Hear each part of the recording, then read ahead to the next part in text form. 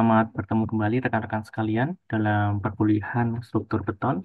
Pada pertemuan kali ini kita akan membahas tentang kombinasi beban tekan dan lentur atau kita membicarakan komponen kolom. Kolom sendiri didefinisikan sebagai elemen struktur yang memikul kombinasi beban aksial tekan, walaupun nantinya juga kolom bisa memikul beban aksial tarik pada kondisi tertentu, misalkan akibat gempa ya, dan momen lentur ya. Kemudian berdasarkan perilaku keruntuhannya, kolom dapat kita bedakan menjadi dua. Yang pertama adalah kolom pendek ya, kemudian yang kedua adalah kolom langsing ya.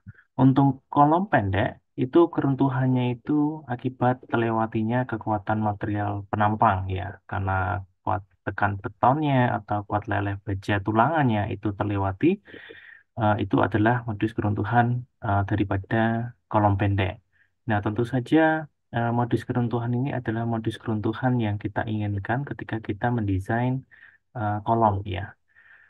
Kemudian yang kedua itu adalah kolom langsing, di mana pada kolom langsing ini modus keruntuhannya bukan lagi modus keruntuhan terlewatinya kekuatan material penampang, tetapi keruntuhan akibat tekuk atau buckling. Ya, tentu saja keruntuhan akibat tekuk atau buckling ini terjadi pada suatu beban kritis yang nilainya itu lebih kecil daripada kekuatan material penampangnya.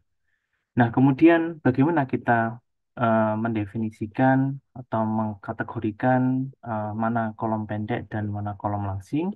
Maka SNI 2847 2019 atau SNI Beton kita memberikan suatu rumusan bahwa rasio kelangsingan ya, jika nilainya lebih kecil atau sama dengan ini, maka kita bisa kategorikan sebagai kolom pendek ya, di mana rasio kelangsingan ini kita jabarkan sebagai faktor K, itu adalah faktor panjang efektif ya, di mana Anda tahu ya, di mata kuliah sebelumnya, misalkan mata kuliah mekanika bahan, jika suatu kolom ya memiliki ujung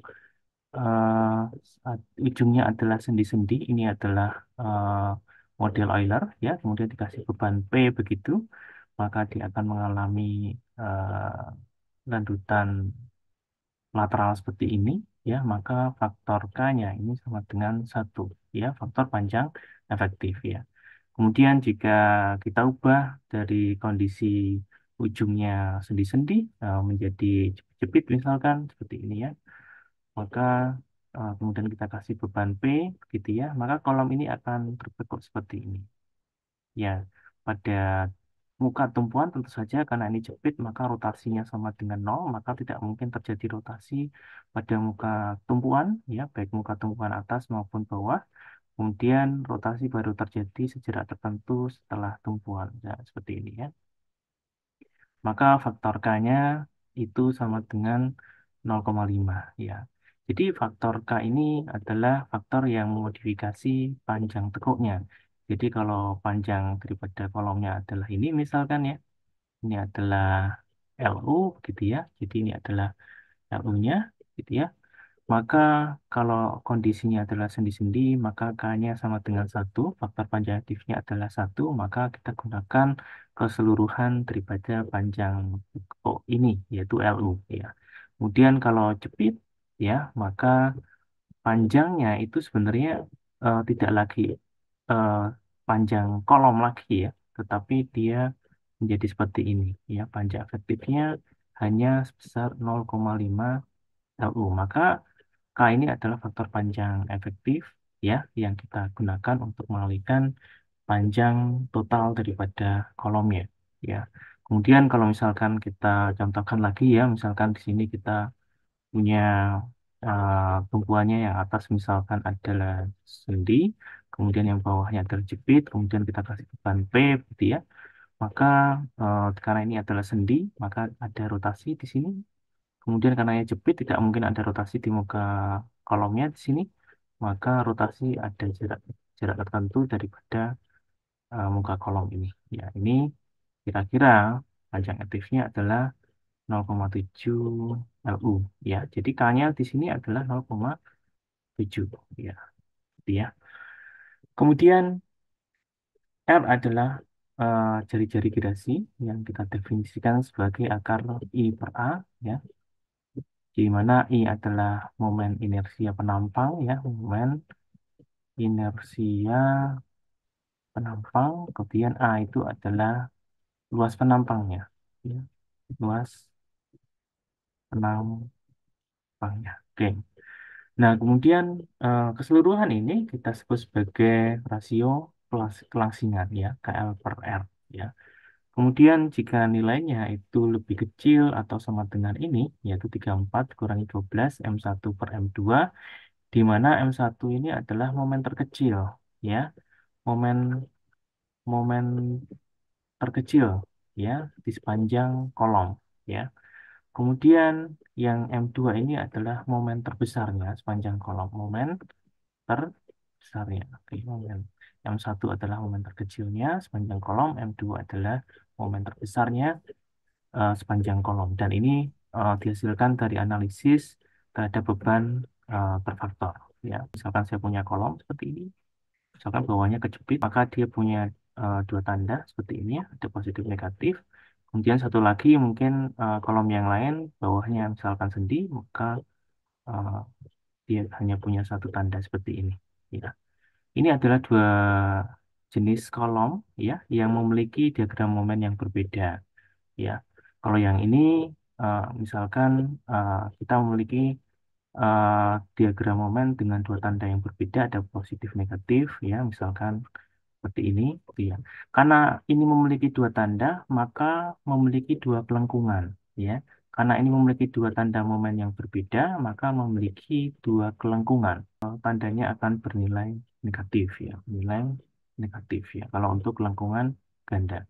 Kemudian kalau kelengkungannya tunggal, jadi kalau kelengkungan tunggal itu berarti momennya seragam ya sepanjang kolom ya. Jadi tanda momennya sama seperti ini ya, maka kelengkungannya tunggal itu bernilai positif ya rasionya. Jadi momen 1/mm2 kita ambil nilai rasionya sebagai nilai positif apa adanya ini. Tetapi kalau kelengkungannya adalah ganda, maka kita tambahkan tanda negatif seperti ini. Kalau misalkan ini yang bawah lebih besar daripada yang atas, ya ini adalah momen 2, ini momen 1. Ya, kemudian yang seperti ini, misalkan bawahnya sendi, pasti momennya sama dengan 0, maka ini adalah momen 1 ya, momen 2-nya adalah ini ya. Karena ini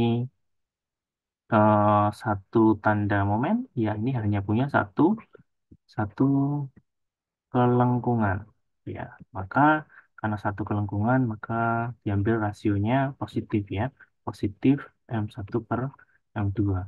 Kalau ini ya, karena dua ada tanda momen, ya maka dua kelengkungan, ini ada dua kelengkungan, ya maka eh, kita ambil nilai negatifnya M1 per M2, gitu ya.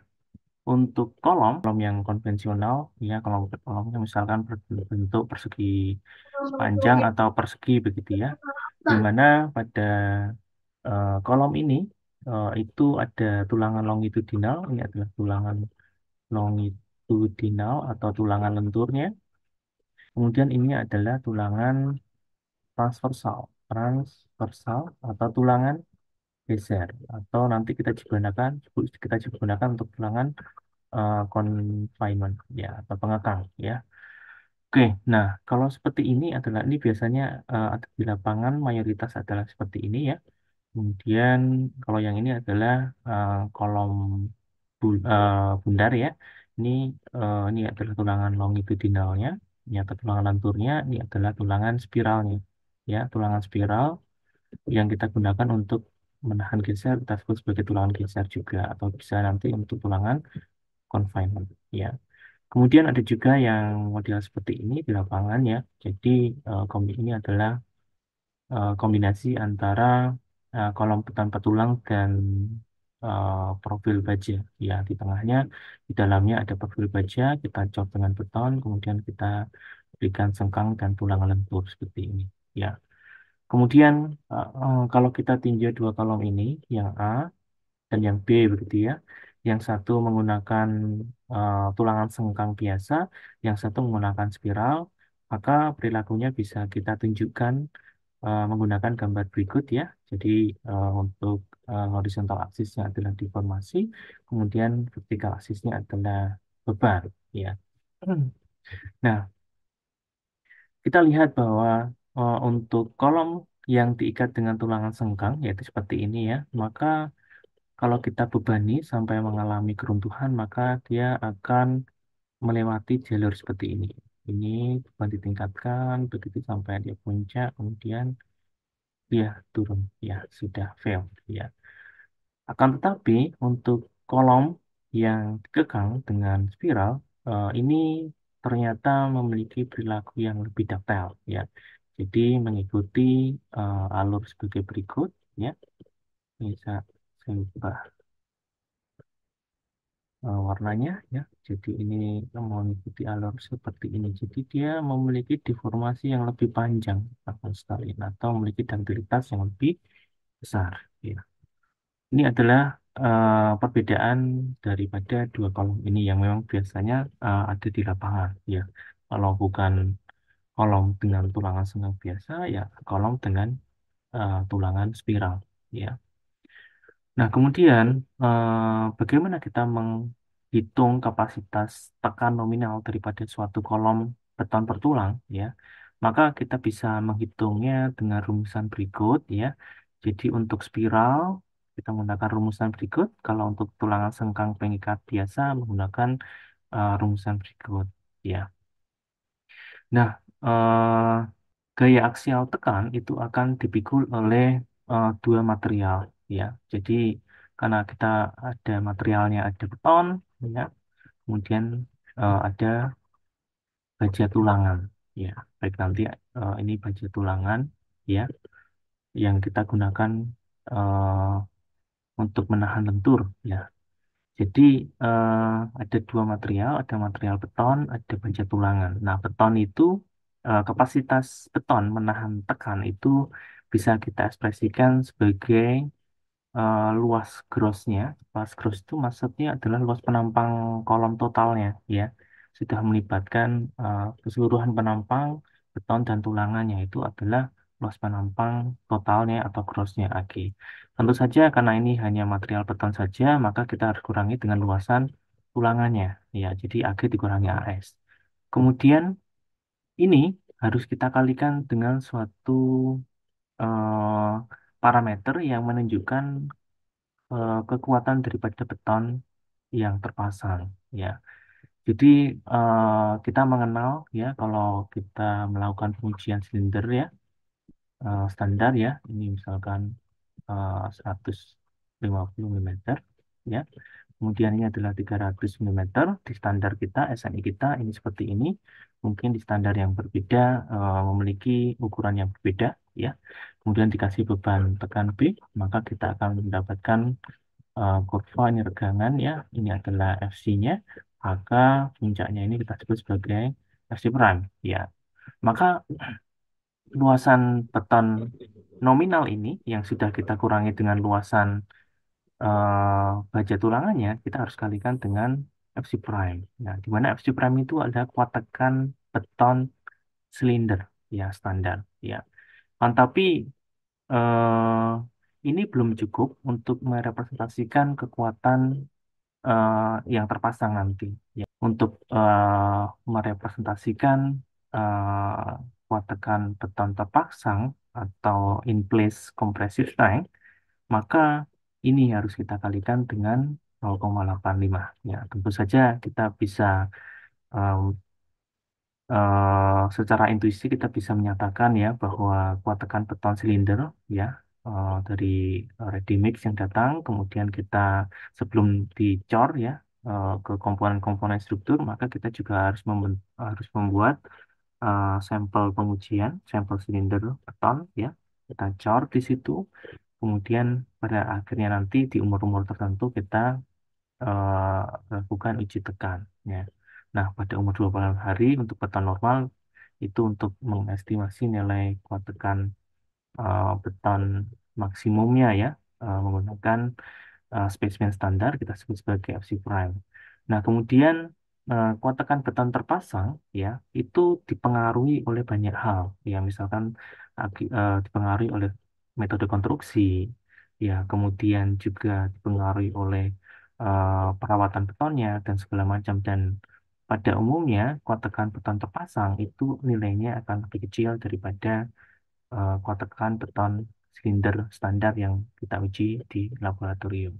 Sehingga oh, untuk merepresentasikan kuat tekan beton terpasang, maka kita ambil kuat tekan beton terpasang untuk perhitungan kolom ini sebesar 85% daripada FC prime. Ya, jadi angka 0,85 ini digunakan untuk mengakomodir perbedaan kuat tekan beton terpasang ya, in place compressive strength dengan kuat tekan silinder standar ya.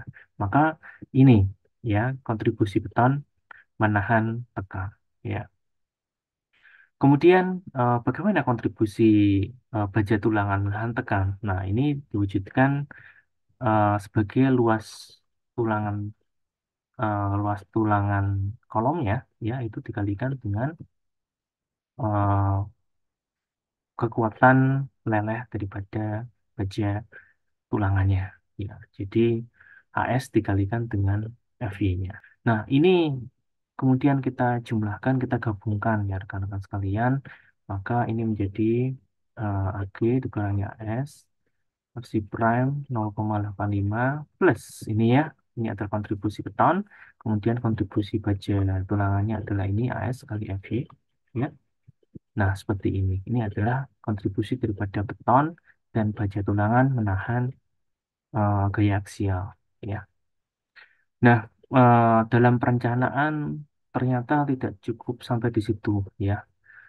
Di lapangan seringkali terjadi eksentrisitas. Ya. Nah, untuk mengakomodir eksentrisitas tersebut, ya, maka kita aplikasikan faktor untuk mengakomodir eksentrisitas minimum ya.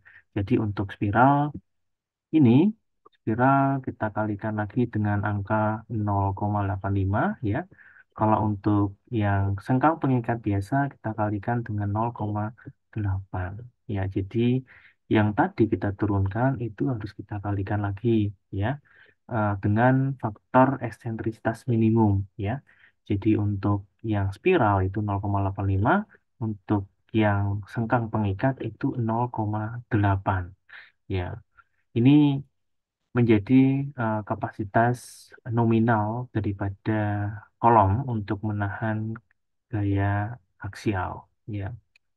Nah, kalau kita kembali ke konsep load resistant factor design ya, bahwa PU ya, PU ini P ultimate ya itu harus lebih kecil sama dengan PPN ya. Tadi semuanya ini tadi kita sebut sebagai PN ya, P nominal ya, kapasitas kolom menahan gaya aksial itu kita sebut sebagai P nominal ya. Kemudian dalam desain, maka kita harus menggunakan kaidah berikut ya. Jadi eh, P nominal tadi harus kita kalikan lagi dengan faktor tahanan ya.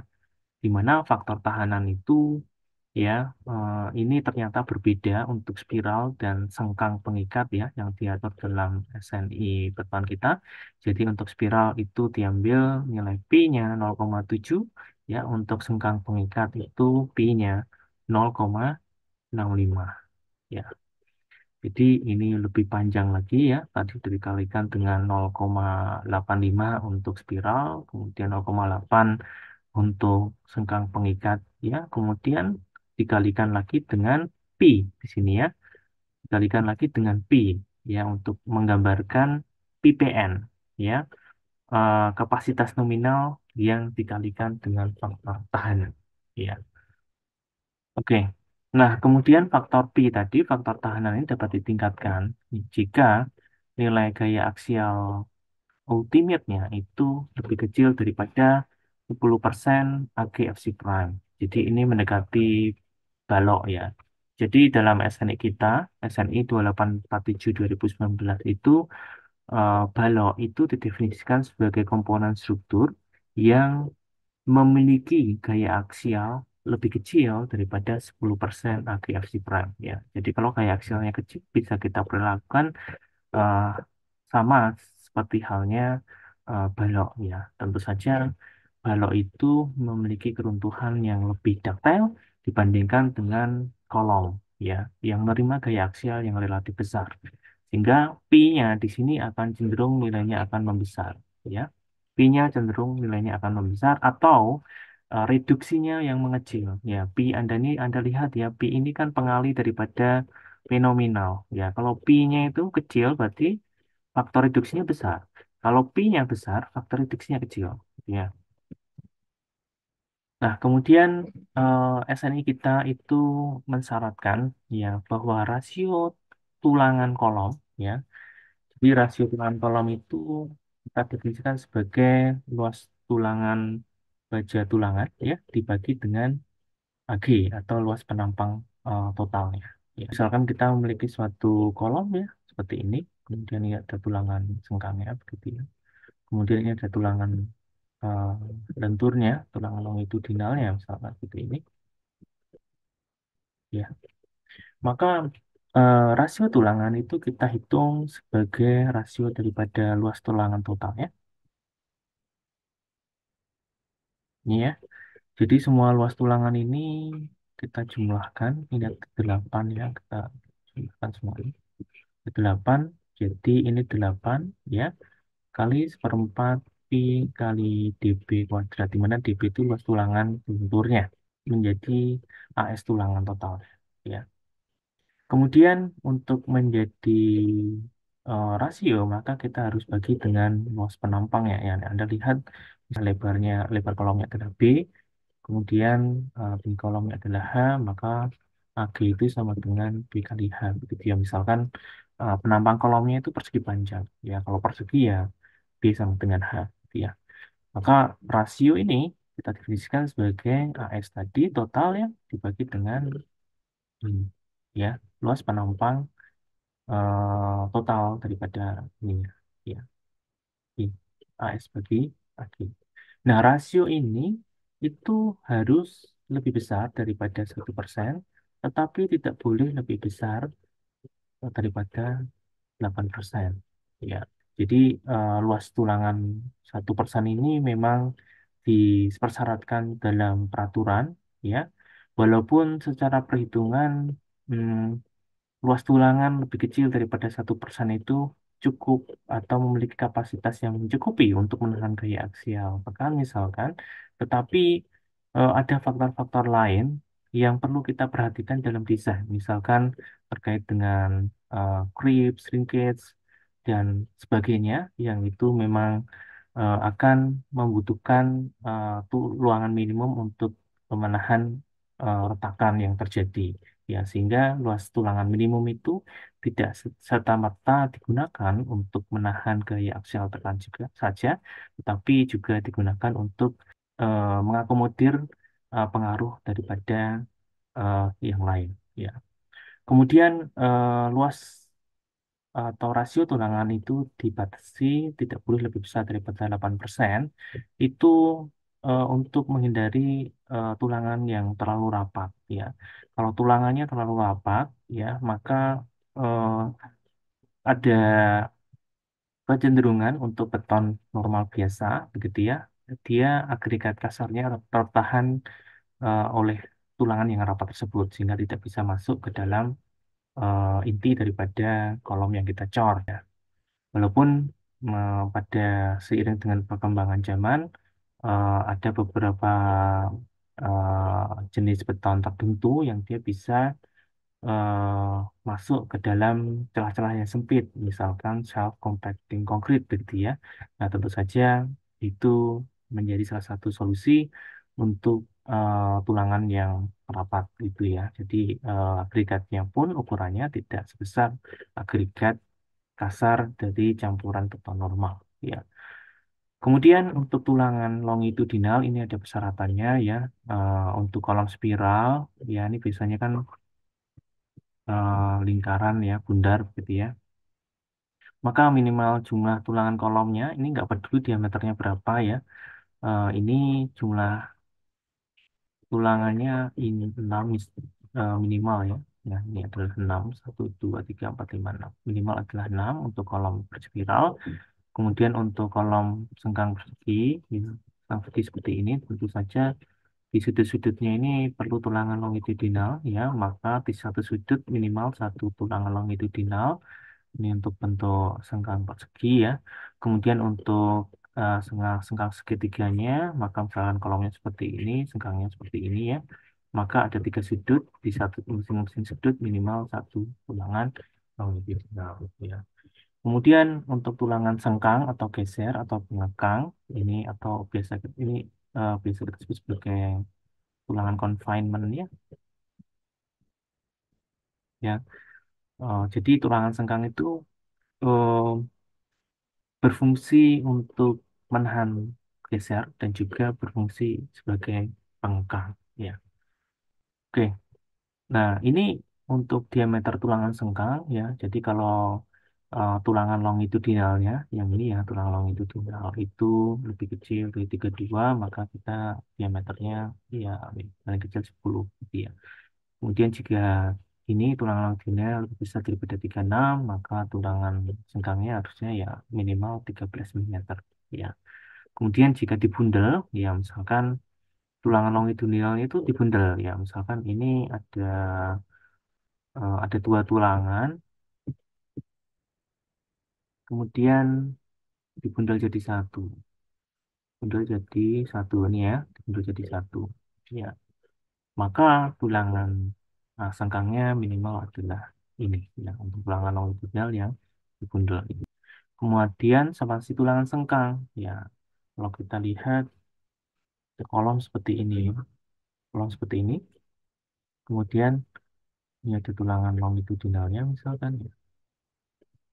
Kemudian ini ada tulangan transversal. Ini transversal. Iya. Nah, ini adalah jarak antar tulangan sengkangnya.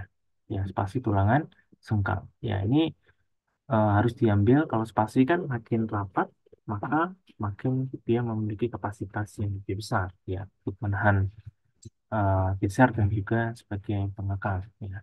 Maka ini diambil nilai minimumnya, minimumnya ya. Nah, ini ada 3 kriteria di sini, nanti diambil nilai minimumnya ya, bahwa jarak spasi sengkang itu harus lebih kecil daripada 16 dB, di mana dB itu luas tulangan longitudinal ini ya. Kemudian bahwa dia juga harus lebih kecil daripada 48 D, di mana eh, D ini adalah tulangan sengkang ikatnya ya. Jadi ini tulangan sengkangnya ini punya diameter berapa ya. Kalau tadi ini adalah tulangan longitudinalnya, ini adalah tulangan sengkangnya ya. Kemudian juga harus lebih kecil daripada ukuran dimensi kolom terkecil. Ya, jadi misalkan kita punya kolomnya itu adalah seperti ini ya, seperti ini ya, punya kolomnya seperti ini. Ya, ya misalkan misalkan ini adalah 150 mm ya. Ini 250 mm. Jadi ini juga harus lebih kecil daripada dimensi kolom terkecil yaitu 150 mm ya. Kapasitas kolom menahan kombinasi gaya dalam itu dapat diwujudkan dalam diagram interaksi PR ya, atau diagram interaksi aksial momen ya. Nah, diagram interaksi aksial momen itu dapat kita ilustrasikan seperti pada gambar berikut ya. Jadi eh, pada sumbu horizontal ini adalah momen, sumbu vertikalnya ini adalah aksial ya. Ini adalah ya aksial. Nah, gaya aksial ini bisa 2 jenis ya. Jadi ada gaya aksial tekan, ya ini memang kita peruntukan kolom itu terutama untuk menahan gaya aksial tekan. Ini ada kita di atas diagram interaksi ini, di atas sumbu ini ya. Kemudian bisa juga dia gaya aksial tarik begitu ya. Ya, untuk kondisi-kondisi tertentu dia akan menahan gaya aksial tarik, misalkan pada kondisi gempa atau beban angin begitu ya. Dia bisa menerima gaya tekan dan tarik. Oke, nah kapasitas kolom menahan gaya dalam aksial dan momen itu direpresentasikan dalam diagram interaksi PM ini. Dalam gambar ini diilustrasikan dengan garis tebal ini. Ya, seperti ini. Ya, ini adalah kapasitas nominal daripada kolom menahan kombinasi beban aksial momen. Ya, ya. Kemudian karena kita menggunakan konsep load resistance factor design seperti halnya tadi kita sampaikan, ya, bahwa PU itu harus lebih kecil daripada PPN, kemudian ada momen ultimate itu lebih kecil daripada P dan N begitu ya, maka kapasitas nominal itu kita kalikan dengan faktor tahanan, ya. Sehingga dalam perancangan atau dalam desain, maka diagram interaksi yang kita gunakan bukanlah diagram interaksi nominal ini, ya, yang akan kita eh, cek terhadap kombinasi beban ultimate yang terjadi, tetapi eh, kapasitas nominal kolom yang sudah dikalikan dengan faktor tahanan ini, kalikan dengan faktor tahanan ini, ya. Maka diagram interaksi ini yang kita gunakan untuk merepresentasikan kapasitas kolom dalam menahan kombinasi aksial momen ultimate, ya. Aksial momen ultimate, ya.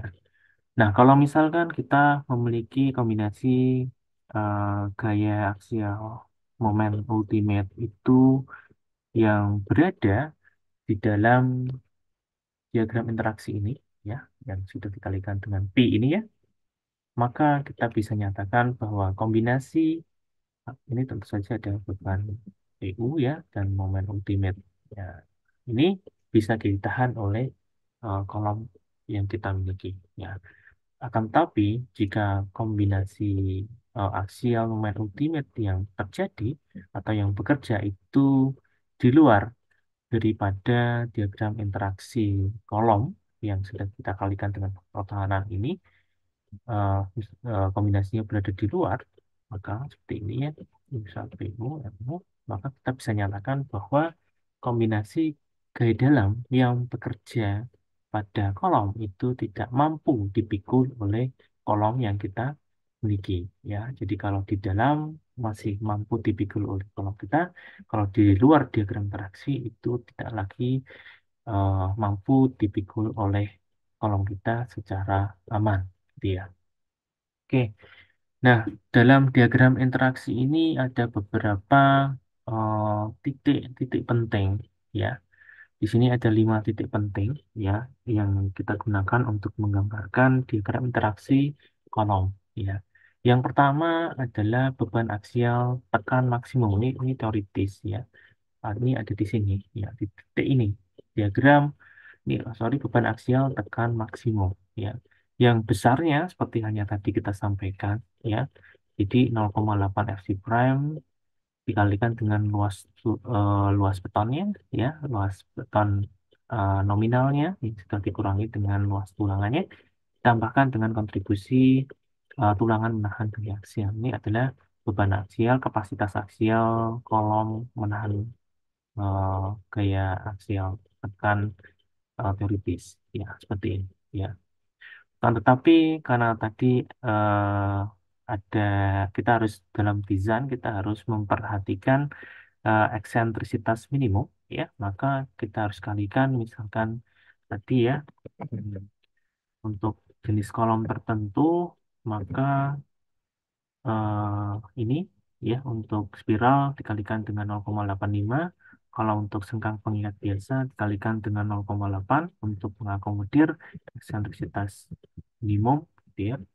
Maka di sini gaya aksial tadi tidak, yang gaya aksial maksimum tadi yang kita turunkan tidak bisa kita gunakan dalam perancangan, tetapi harus kita kalikan dengan angka 0,8. Ini untuk eh, kolom dengan sengkang biasa. Ya, kalau untuk spiral dikalikan dengan 0,85, ambil 85%. Ya, ini untuk memperhitungkan esentrisitas minimum yang kemungkinan akan terjadi di lapangan begitu ya. Nah, di sini gaya aksialnya kita reduksi, kapasitas aksialnya maaf kita reduksi jadi 80%-nya daripada PN0 ini ya.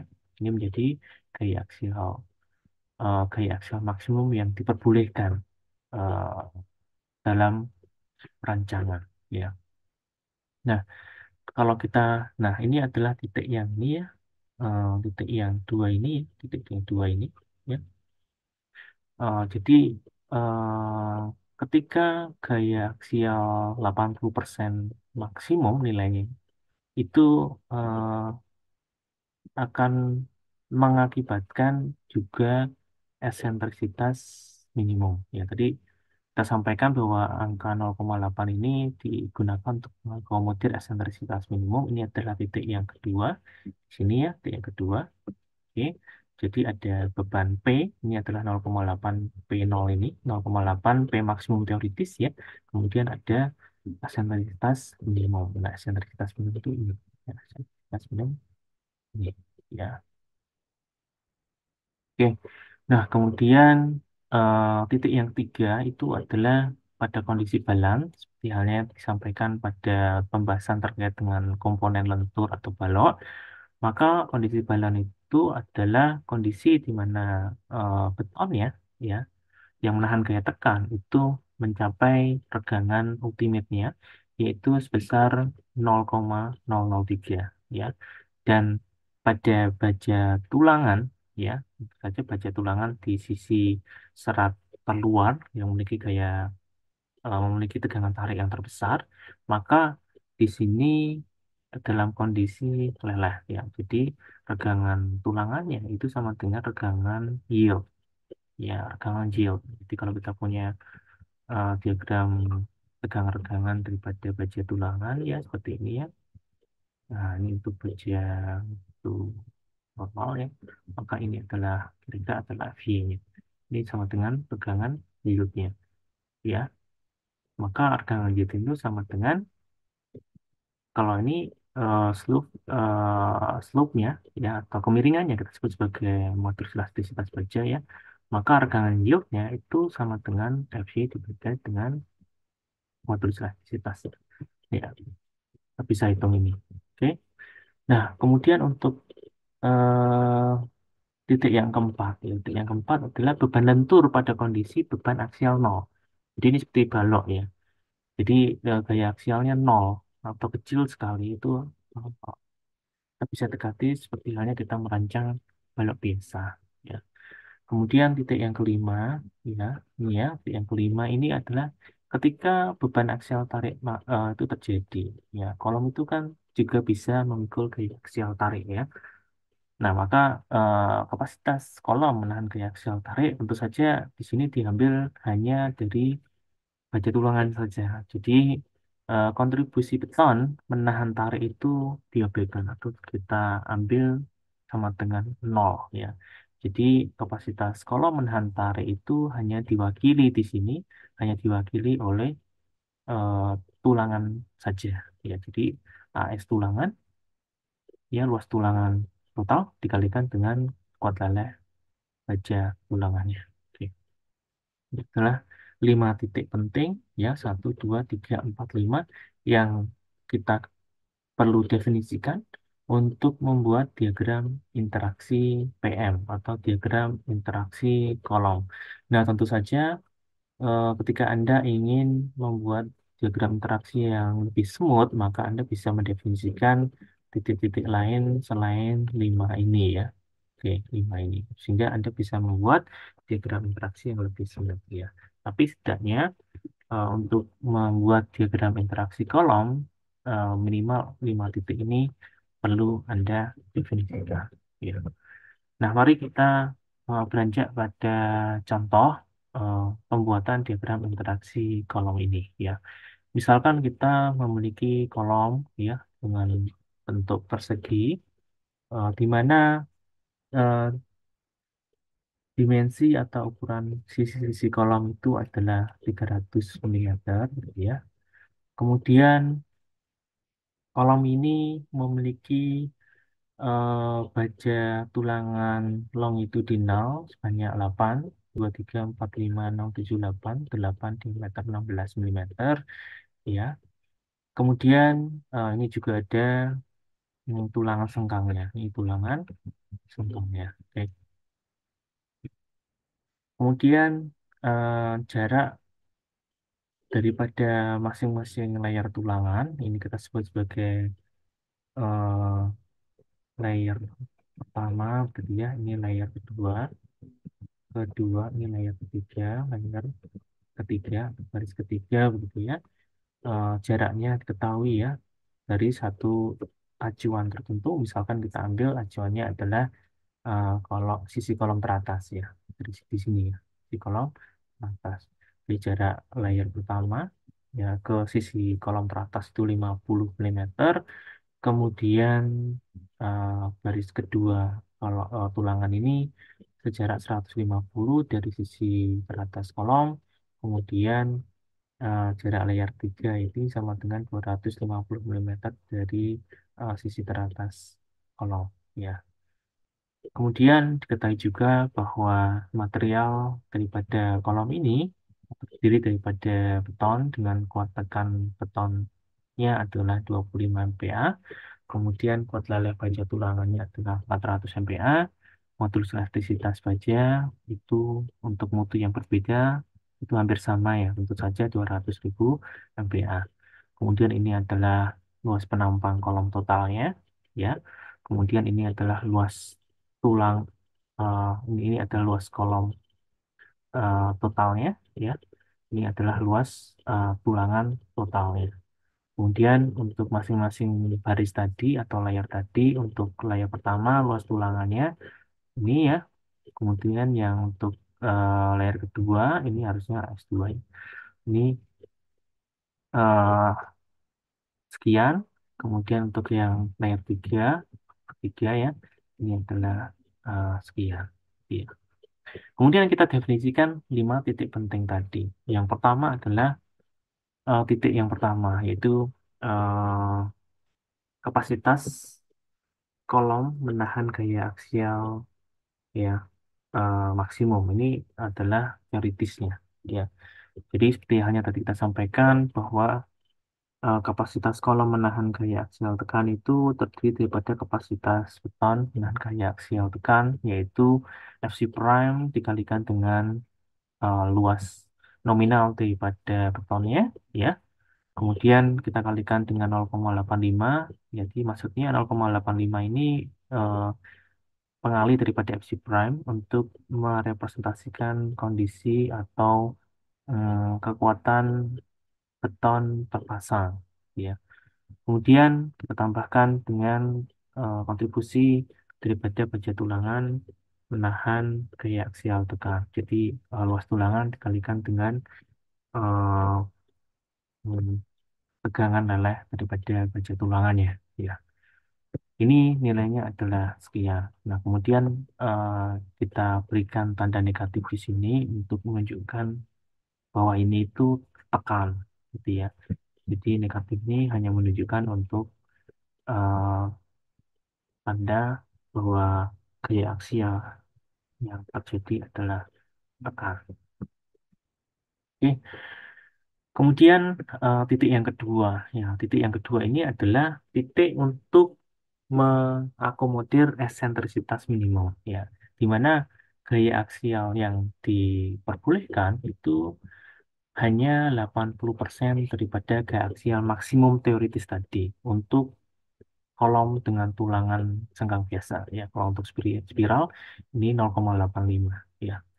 Nah, eh, kita kalikan eh, kapasitas aksial kolom teoritis tadi, titik pertama tadi ya, yang kita sudah definisikan dengan angka 0,8, maka kita mendapatkan angka sekian ya.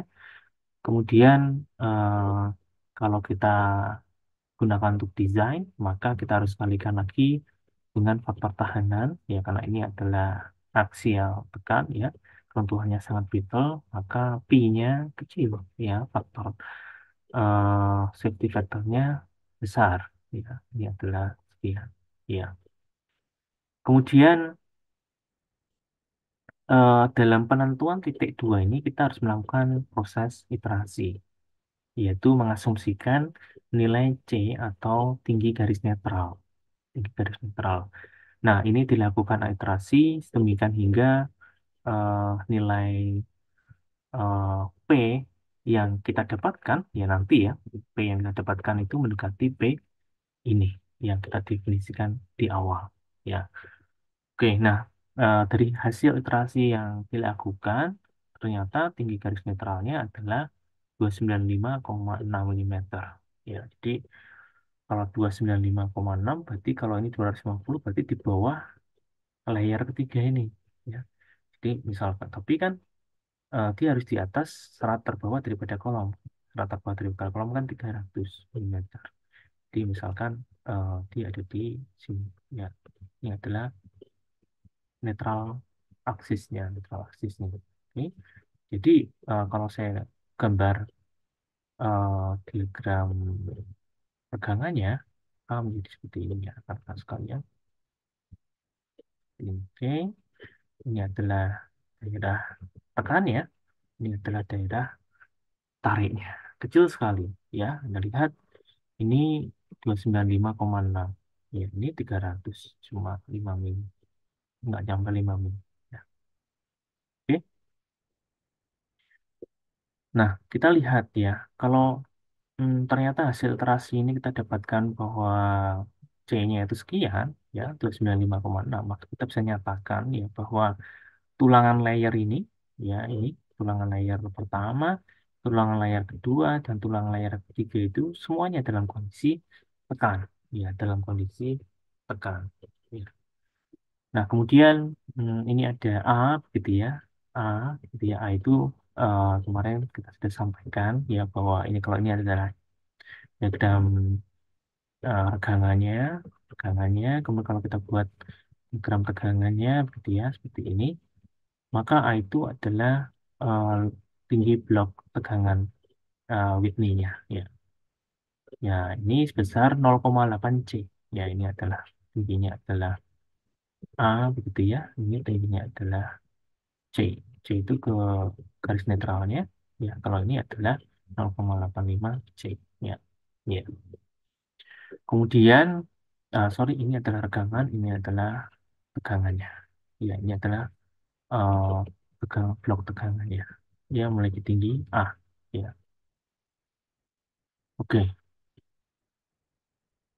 Kemudian kita coba analisis untuk masing-masing layer dulu, ya layer tulangan dulu. Ada layer pertama, dua, dan tiga. Untuk layer yang pertama, berapa sih nilai regangannya? Ini kan regangannya. Oke.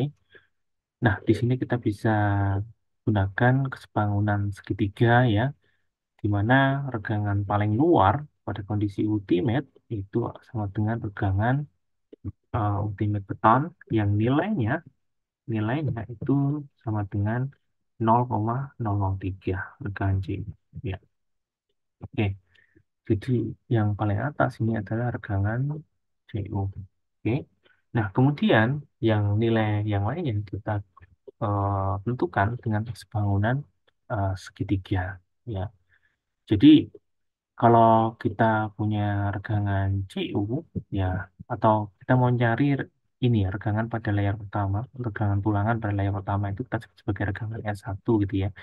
Maka regangan S1 dibagi dengan regangan CU, misalkan kita mau menggunakan bangunan segitiga, ya, regangan CU itu sama it- regangan CU ya, ini jaraknya itu sebesar C dari titik 0 ini garis netral ke serat luar ya, ini sama dengan C. Nah, kemudian yang regangan S1 kan ini ya, S1 itu sama dengan C dikurangi dengan ini, dikurangi dengan Y1 ya, C dikurangi dengan Y1, maka regangan S1 itu sama dengan C kurangi Y1 bagi dengan C dikali dengan regangan CU-nya ya, maka Anda akan dapatkan ini. Oke. Nah, kemudian kita definisikan tegangan pada baja tulangannya, nah, dengan cara kita mengalihkan dengan modulus elastisitasnya. Ya, hukum Hooke Anda sudah pelajari ya bahwa tegangan itu sama dengan modulus elastisitas kali tegangan. Ini ya, maka kita gunakan tegangan kita representasikan dengan notasi Fs1 ya. Ini untuk layar pertama Fs1 itu sama dengan tegangan S1 kali E. Ya, ternyata ini lebih besar daripada Fy. Ya, maka kita ambil sama dengan Fy.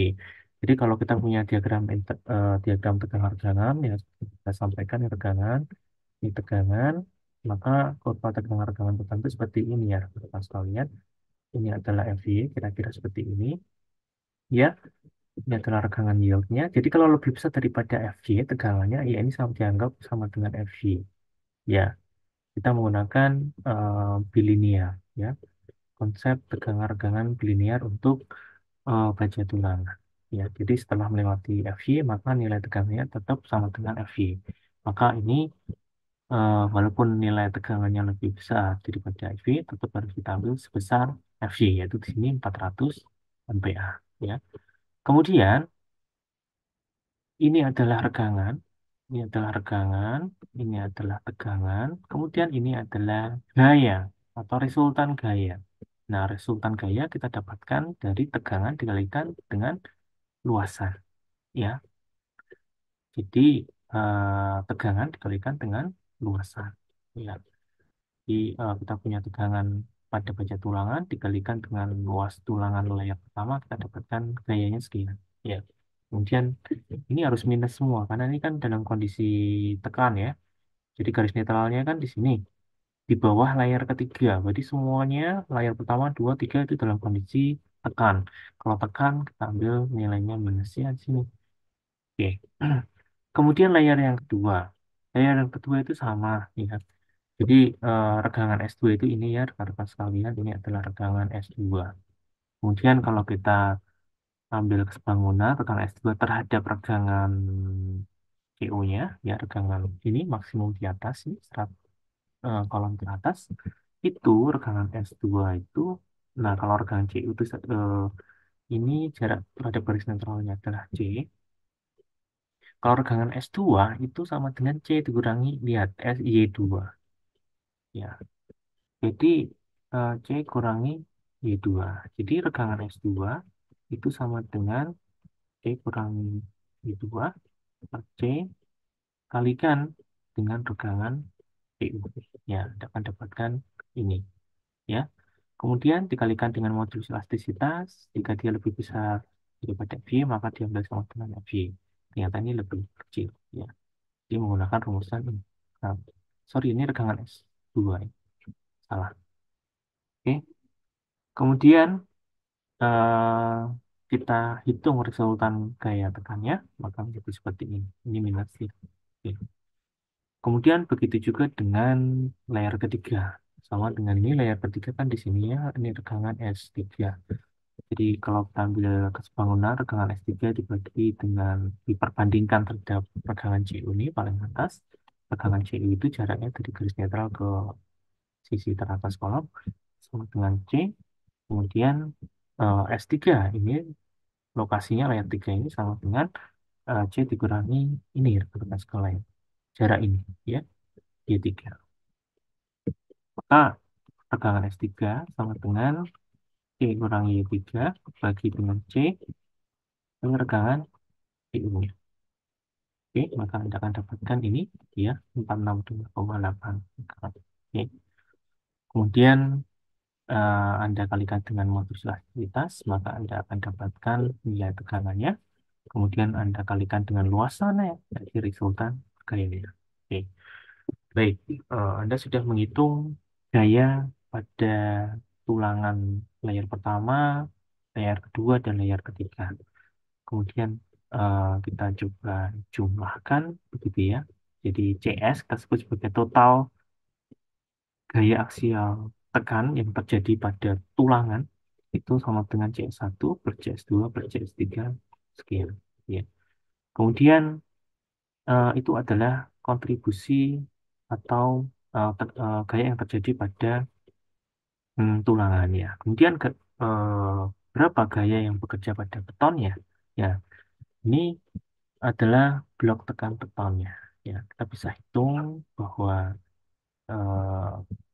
gaya yang bekerja pada beton saat ini ya itu sama dengan 0,85 G prime kali A kali B. Mana A itu ada tinggi beton, tinggi blok beton ini. Ya, tinggi blok beton ini. Ya, nah, setelah dengan kita itu kali B. Oke, kemudian eh, kita coba jumlahkan. Ya. Jadi CS plus CC itu harus mendekati nilai PN maksimum ini. Ya, kita definisikan PN maksimum ini adalah 80% P maksimum teoritis ya, besar 217 ini. Ya, kalau cuma beda 1 kilonewton, it's okay. Jadi, biar iterasinya cepat tercapai, begitu ya, Anda definisikan, jika perbedaannya tidak terlalu besar, Anda bisa anggap ini sudah konvergen. Ya, sudah oke. Oke.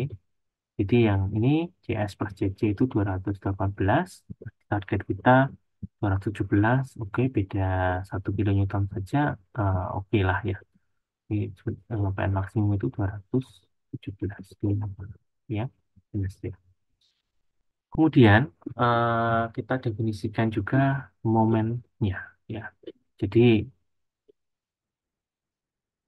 jadi kalau tadi CC, CC itu adalah gaya aksial tekan yang bekerja pada beton. Ini ya, gaya aksial tekan yang bekerja pada beton itu kan ini gaya aksial yang bekerja pada beton itu bekerja kalau kita acuannya kita ambil acuannya itu di serat atas kolom, maka dia sejarak A per 2. A per 2.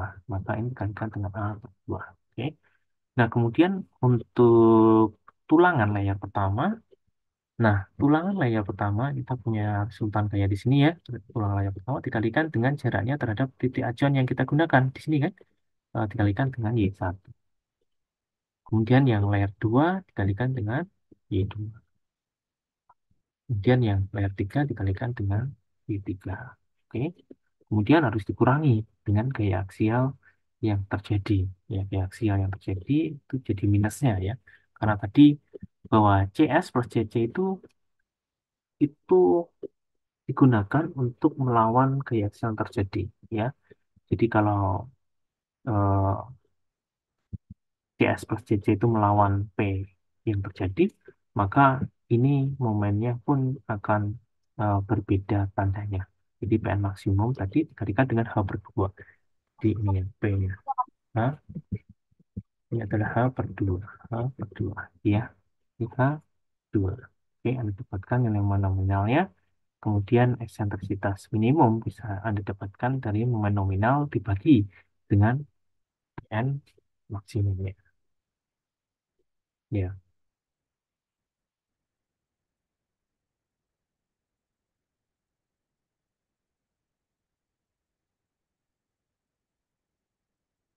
oke. Kemudian setelah Anda menghitung E minimum, eksentrisitas minimum, Anda bisa mendefinisikan kapasitas momen nominal yang dikalikan dengan faktor tahanan P ini ya. Oke. Kemudian titik yang ketiga itu adalah titik pada kondisi balance. Ini yang titik yang ketiga, balance. Nah, seperti yang telah disampaikan pada pembahasan terkait dengan komponen lentur atau balok, maka kondisi balance itu yang bagian atas itu akan mengalami tegangan tekan beton maksimum, yaitu 0,003. Kemudian yang bagian terbawah tulangannya akan mengalami kelelehan.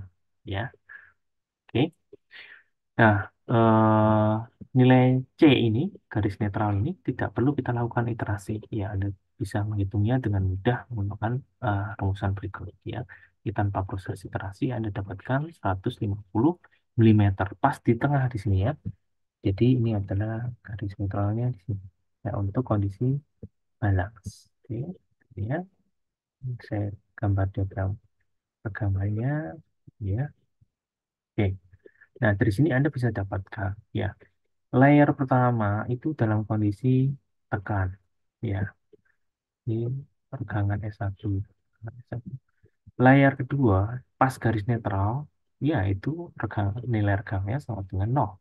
Ya, tegangannya juga sama dengan nol. Oke. Kemudian yang layer 3 ini, ya, ini regangan S3, ini regangan, sorry, ini lewat sini ya, regangan S2, teman-teman. Oke, regangan S3 ini dalam kondisi tarik. Ya, ini tekan, ini tarik. Ya, karena garis netralnya pas di tengah ketinggian kolom. Ya. Seperti halnya tadi, Anda hitung ya nilai regangan pada masing-masing layer. Ya, misalnya layer pertama Anda dapatkan ini ya dalam kondisi tekan, kemudian Anda hitung tegangannya. Kalau lebih besar daripada FY, maka diambil sama dengan FY. Ya. Kemudian Anda kalikan dengan luas tulangan layar pertama, mendapatkan gaya resultan gaya yang bekerja pada layar pertama ini ya. Kemudian tulangan layar 2 karena ini pas di garis netral, maka regangannya nol, tegangannya juga harus nol ya. Kemudian gayanya juga nol. Kemudian yang layer 3 di bawah ini kan tarik ya. Maka di sini Anda akan dapatkan bahwa ini dalam kondisi tarik, ini positif ya. Ini tarik, ya kemudian dikalikan dengan modulus intensitas menjadi tegangan. Kalau lebih besar daripada FY, ya diambil sama dengan FY. Kemudian dikalikan dengan luas tulangan layar 3 itu mendapatkan gaya aksial, mendapatkan resultan gaya yang dipikul oleh tulangan layar ketiga. Oke. Nah, kemudian Anda lihat bahwa eh, eh, CS yaitu hmm,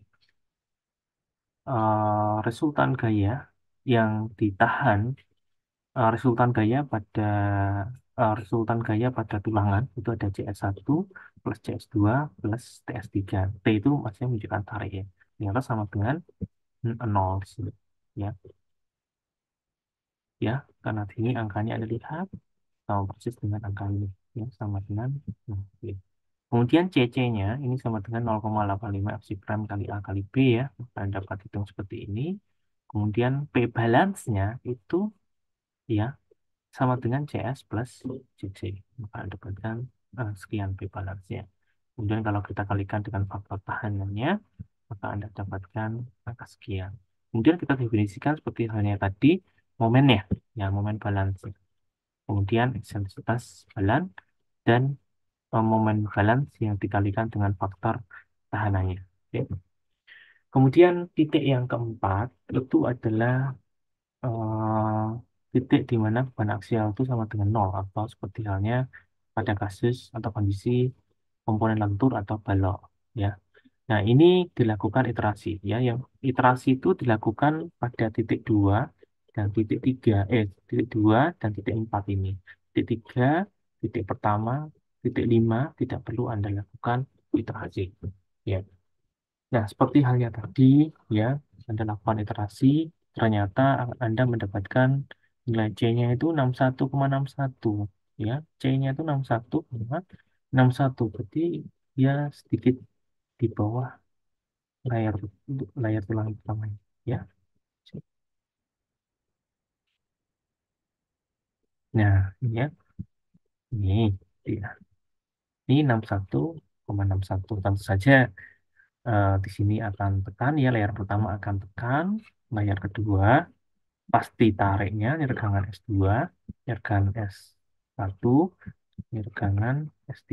Jadi layar pertama pasti akan tekan, layar kedua pasti akan tarik, layar tiga pasti akan tarik juga, ya, tarik juga, ya. Kemudian seperti halnya tadi, Anda kemudian eh, coba hitung ya keseimbangannya, ya, bahwa ini resultan gaya yang dipikul oleh tulangan itu bisa kita hitung seperti ini, gitu ya. Kemudian yang dipikul oleh betonnya itu 0,8 Fc prime kali A kali B ini. Ya. Kemudian Anda hitung momen nominalnya. Nominal tentu saja tanpa gaya aksial ya, karena kan ini beban aksialnya nol tanpa gaya aksial. Maka Anda akan dapatkan momen nominalnya sekian dikalikan dengan faktor tahanan karena ini adalah apa namanya balok ya, maka pi-nya itu berbeda. Pi-nya kan bisa kita tingkatkan sampai dengan 0,9 ya. Karena keruntuhannya lebih detail dibandingkan dengan kolom yang memiliki gaya aksial yang besar. Ya, karena dapatkan pi momen nominalnya sekian. Oke. Kemudian yang terakhir adalah titik yang kelima ya. Titik yang kelima ini eh, direpresentasikan oleh budget ulangan saja. Ya, seperti yang telah disampaikan sebelumnya ya, bahwa kontribusi beton menahan tarik itu diabaikan, diambil sama dengan nol, gitu. Jadi yang menahan gaya aksial tarik itu hanya tulangan longitudinal saja. Ya, maka ini sama dengan luas tulangannya total ya AST. Jadi seluruhnya ini. Jadi AST sama dengan AS T1 plus AS 2 plus sorry AS1 plus AS2 plus AS3 ya. Nah, yang pertama 2 dan 3 totalnya. Kemudian dikalikan dengan eh, kuat leleh material pencetulangannya. Ya, maka Anda akan dapatkan ini, kemudian kalikan dengan V-nya, maka Anda akan dapatkan ini. Ya, kemudian setelah itu Anda bisa menggambarkan diagram interaksi dengan 5 titik penting ini. Ya, Anda juga bisa menambahkan beberapa titik di antaranya ya untuk mendapatkan nilai yang lebih smooth ya. Kemudian setelah Anda mendapatkan diagram interaksi ini, maka Anda coba gunakan untuk mengevaluasi gaya aksi, mengevaluasi kombinasi gaya ultimate yang terjadi, gaya aksial dan momen ultimate yang terjadi. Jadi ini adalah diagram interaksi yang kita gunakan untuk desain ya, ini yang kita gunakan. Sekali lagi, jika kombinasi gaya aksial dan momen ultimate itu berada di dalam diagram interaksi ini, maka masih bisa ditahan oleh kolom dengan aman. Ya, jika berada di luar, maka sudah tidak dapat lagi uh, dipikul oleh kolom secara aman. Ya, momen itu tidak hanya bekerja pada satu arah saja, tapi bekerja pada dua arah. Ya, jadi seharusnya diagram interaksi itu tidak dua dimensi, tetapi tiga dimensi. Nah, seperti ini. Ini adalah diagram interaksi untuk tiga dimensi. Ya, jadi ada momen X, ada momen Y, begitu ya. Nanti ada kombinasinya juga ada tiga. Ya, kombinasi P ultimate, momen ultimate arah X, dan momen ultimate arah Y. Kemudian juga diagram interaksinya ada P nominal, M nominal arah X, dan M nominal arah Y, gitu ya.